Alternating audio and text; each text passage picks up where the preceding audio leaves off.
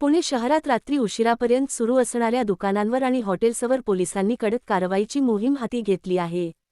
मात्र या कारवाईदरम्यान पोलिसांच्या वर्तणुकीवरून वाडजे परिसरातील व्यावसायिकांमध्ये मोठा संताप पाहायला मिळत आहे।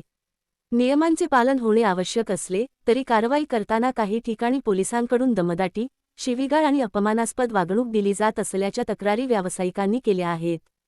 आम्ही कुटुंबाचा उदरनिर्वाह करण्यासाठी रात्रंदिवस मेहनत करत आहोत, मग कायदा समजावण्याऐवजी थेट धाक दाखवण्याची भाषा का वापरली जाते? असा प्रश्न छोटे दुकानदार उपस्थित करत आहेत। तसेच सामान्य व्यावसायिकांवरच ही कडक कारवाई का? प्रभावशाली मोठ्या आस्थापनांकडे मात्र सोयीस्कर दुर्लक्ष केले जाते, अशी टीकाही नागरिकांकडून होत आहे।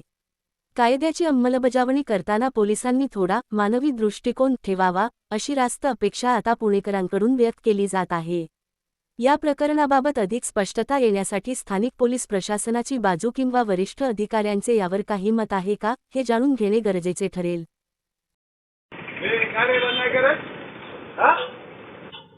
का बंद नाही करत आहे घरे? का बंद नाही करत?